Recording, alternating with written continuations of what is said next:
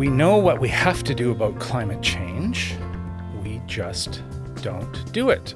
So says Professor Richard Sandbrook, President of Science for Peace Canada. Welcome, Richard. Hello, welcome. Have I misquoted you yet? No, so far so good. So far so good. Is it too late to do anything about climate change? We'll get right to it. Well, that's such a difficult question to answer. I guess one way of answering it is that with the current trajectory of emissions, we're likely to blast right past the 1.5 degrees centigrade of livable warming sometime in the 2030s. And according to the Intergovernmental Panel on Climate Change, which is a UN body of climate scientists, what happens then when we get closer to 2 degrees centigrade of warming over the pre-industrial level is highly unpredictable but very dire. So no, it's not too late. We could certainly cut emissions in half within 8 years and achieve net zero by 2050 if we mobilized ourselves to do so. But of course, that would be a major undertaking, and it would require people who benefit from the existing order to acquiesce. It would require people to undergo some period of adjustment in their expectations, require sacrifices that would need to be shared throughout society. So it wouldn't be easy, but it could be done. Now, I'll give you a personal anecdote. We went out west to Vancouver, the Kelowna Vernon area in August. Right. And I was really looking forward to it. We did go knowing that there was forest fires, a lot of them. This year there was more than usual. Now I literally had trouble breathing. It was hard to go for even short walks, and there was ash literally falling from the sky when we're trying to swim and things. However, that said, people were still buying and selling real estate. So they're putting real estate up for sale. People are buying the real estate. There's multiple offers. I mean, do people care about this subject? Well, people do care. Millennials and Gen Z care an enormous amount because they're the ones who will obviously have their future snatched away from them. And beyond that, people care in the middle classes, many of them. There are some climate deniers left, especially at the upper levels. We now know that the fossil fuel industry has understood climate change for a long time, but kept that knowledge to themselves. People do care, but I think there are two problems that operate. One is that, we think in terms of continuity. Human beings think in terms of continuity. If we think about 2030 or 2035, we think of today more or less like today, maybe a few more storms. We don't have a concept of complete lack of continuity, a break. And the problem about climate change is that it's not linear. It isn't a matter of slowly getting worse.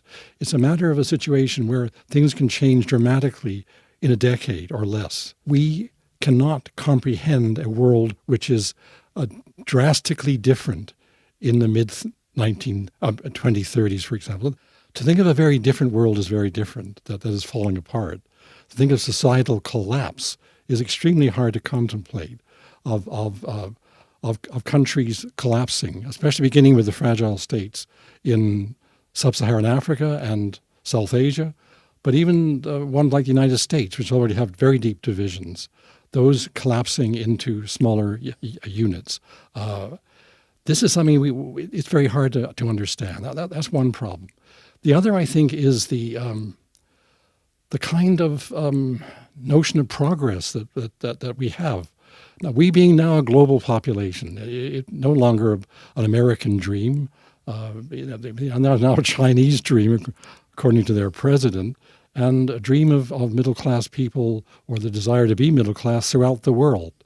So this dream of material improvement is now worldwide, the kind of consumerist mentality. a view of the world as being made up of commodities, a natural understanding of other people being commodities, yourself being a commodity to sell yourself, nature being a bundle of commodities. That cultural problem is also there. So people do care, yes, they do, but they don't. They think in terms of continuity. Things may be worse in 15 years, but be more or less like today, they're thinking. And second of all, yes, they're concerned, but how much are they willing to see their way of life threatened? Because there will be changes in the way of life. We have to change a lot of things if we're going to survive as a species. Science for Peace. We'll talk about that for a sec. Through the years, it's focused on different things. Obviously, when it's got a name like Science for Peace, it was in the early days. It was more focused on nuclear disarmament and the peace movement and that sort of thing. Is why and now it's more focused on climate change and that sort of thing. Why the change over in focus over the years? Yes, it began in 1981, Science for Peace, and the focus was wholly on nuclear disarmament and militarism in general, more generally, and it was very effective for a long period of time, especially during the time of Pierre Elliott Trudeau, who really regarded himself as an intellectual and was pleased to call upon the expertise of Science for Peace and other organizations in what he developed finally as his final campaign for nuclear disarmament before he retired as prime minister. That was the early period. What is different today, of course, is that then we had a view of really there just being one menace, which was a nuclear catastrophe, which would either end humanity or have enormous costs, very widespread costs for human beings. Today we realize, many of us do, that we face two twin threats to our survival. And not, of course, we always talk in terms of human survival. We have such an anthropocentric view of the world that we really only think of ourselves as being important. Yes, it's nice to see animals, like polar bears. It's too bad they're in trouble. But it's our view of humanity.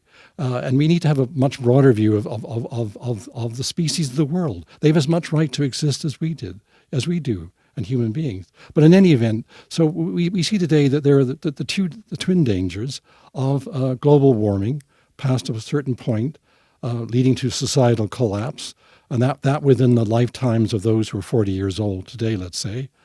And we see the nuclear threat, which is now, the trouble with the nuclear threat is that people don't see it as a threat anymore. I mean, they did back in the 1980s and 1950s, the Cold War period, when the Russians were increasing their armaments and the Chinese, and there was the nuclear arms race at that point. Then there was the end of the Cold War, and the nuclear weapons are still there in large numbers, and even in more hands than ever before, owing to proliferation. But many people don't regard it any longer as a problem. Actually, we're lucky to have lived this long with nuclear weapons. There have been a number of cases in which there was a close call in terms of nuclear retaliation based on misreading of radar reports on both sides. So we've managed, luckily, to avoid a nuclear accident or intentional exchange. However, what is happening now is that there's a modernization program underway in all the major nuclear powers. Russia beginning, I suppose, China trying to get up to the same speed as the United States on nuclear weapons, and the U.S. alone forecasting the expenditure of over $2 trillion over 10 years on the upgrading of all their entire nuclear weapons, and also creating tactical nuclear weapons, much smaller weapons, which unfortunately are much more likely to be used. If they're losing on the ground, the temptation will be to use tactical nuclear weapons, which may lead to an escalation. Science for Peace is working stalwartly on that issue. We have some of our original members still there from 1981. They're still with us. They're peace warriors who dedicated their lives to it, including now they're in their 90s. They don't give up. They're widely known and vastly knowledgeable about nuclear weapons. So we're still doing that. But there is the other issue, which is not altogether unrelated. In fact, it's interconnected, which is global warming. So we've already talked about global warming being a threat, so there's no need to suggest that. So with these dual threats, Science for Peace has extended its range of interest. But these are not disparate interests. It is not on one side this, on the other that.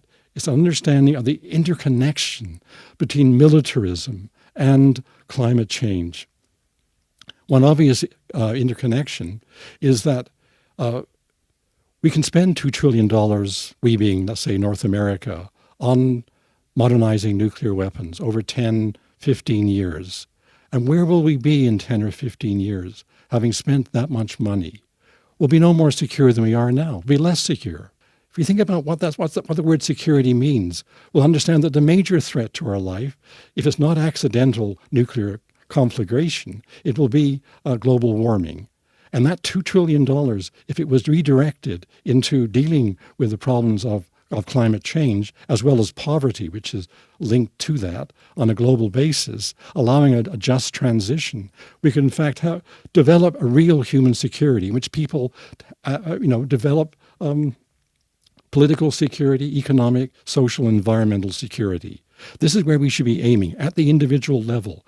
We need to get beyond the mentality of national security, and as though nations building themselves up provides a secure world for people. It doesn't.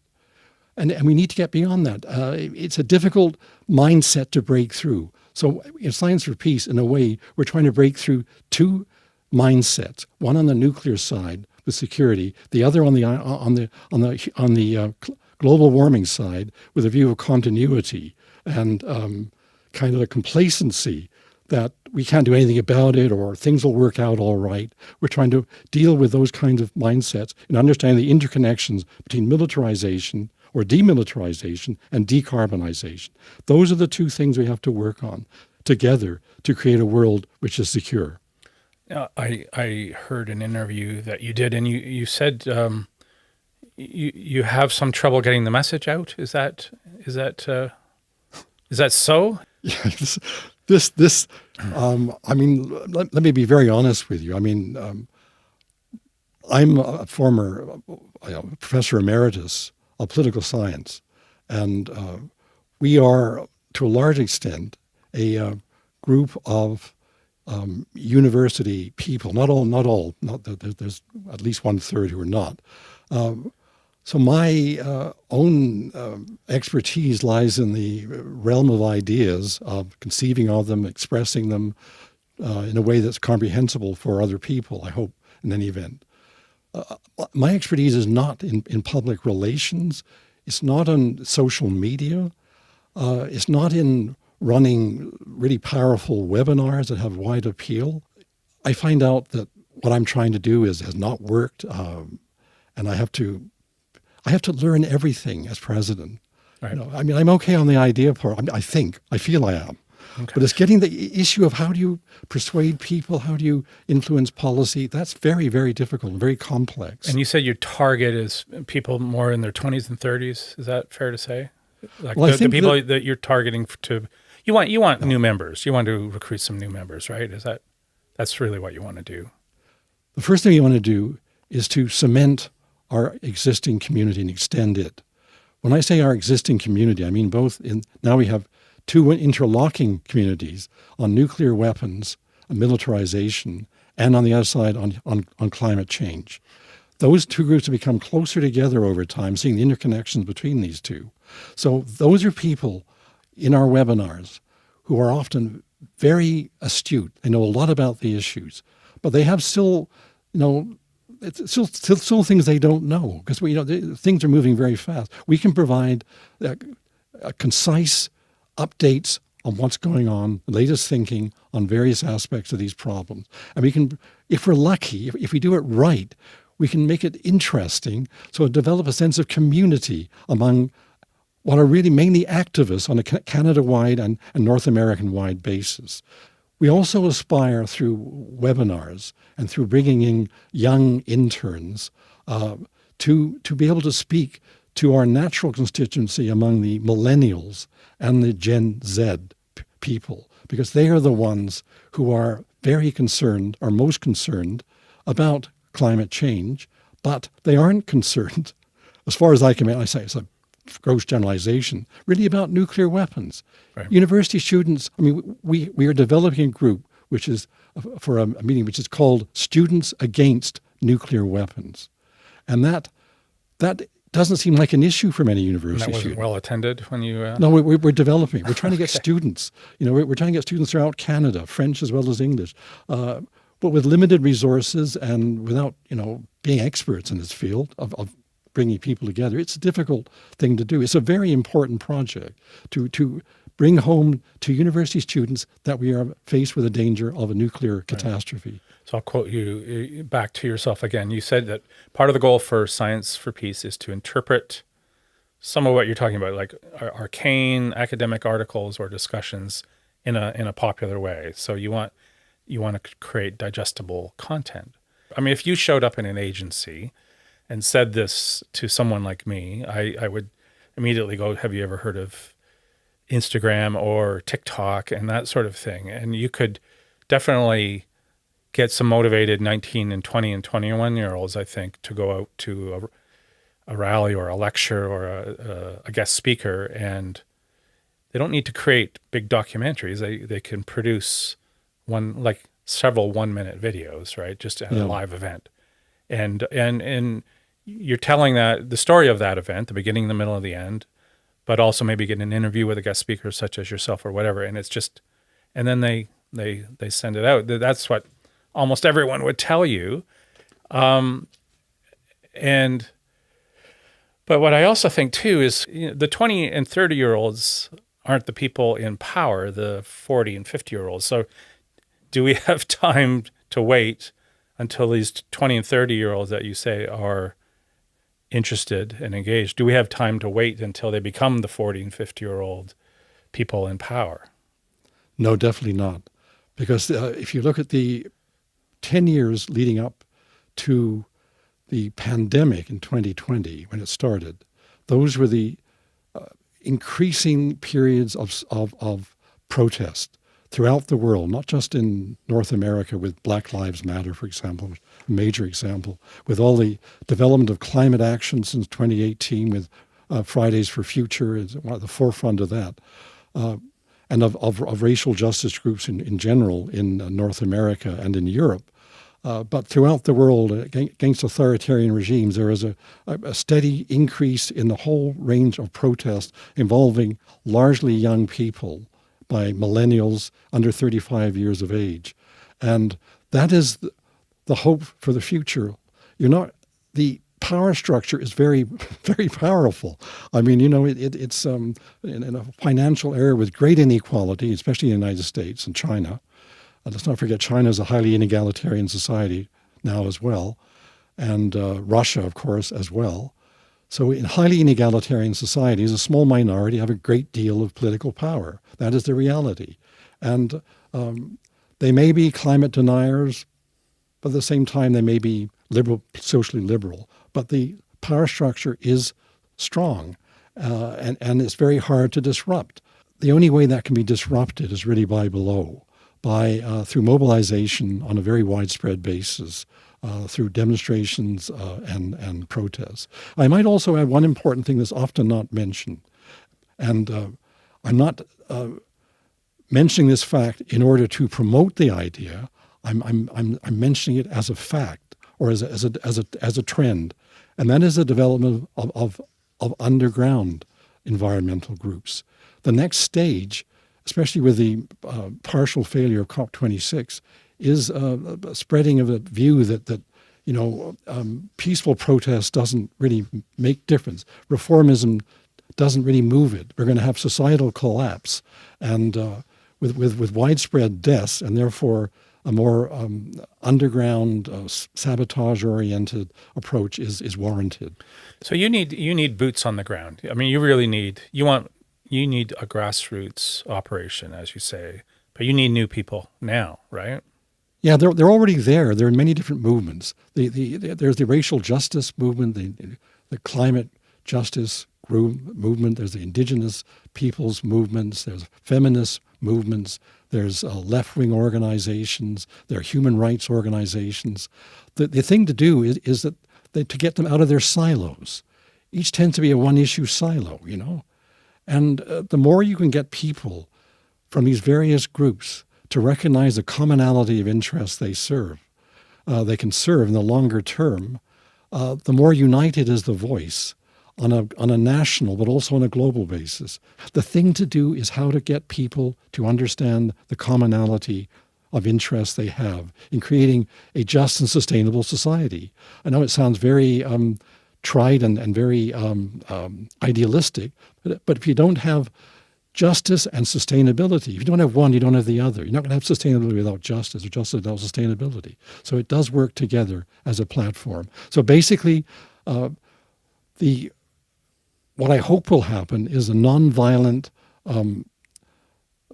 mobilized groups which disrupt enough activities to bring about the changes required. We know what to do. If anyone doubts that we don't know what to do about climate change, they should have a look at Drawdown, which is a book brought together by Paul Hawken on the basis of hundreds of climate scientists. It has 100 solutions, beginning with the most important and working all the way down. They're all given existing technologies. When you've read that book, you know there's no reason why we can't solve climate change if we had the will.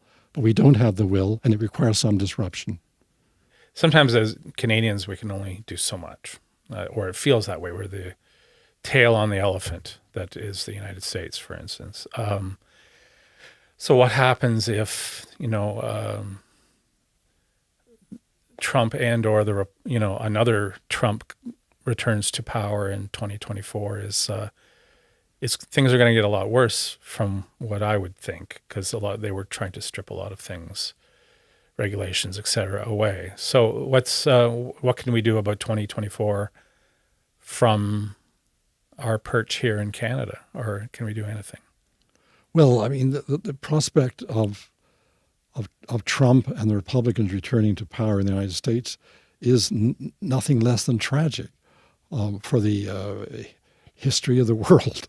Basically, it's that we don't have years and years to backpedal when it comes to global warming, nor do we have years to backpedal when there's this whole program of nuclear modernization and the use of tactical nuclear weapons in the offing with an aggressive American government. So that what will happen, and this is a prediction and not something I'm proposing, what is likely to happen if Trump gets to power is the groups will go underground in the United States. And there will be increasing sabotage of pipelines and other installations, like the rebuilding of the Weathermen of the 1960s, and that group that was unsuccessful, to fail miserably in the end, but nonetheless did attempt an underground movement at that point.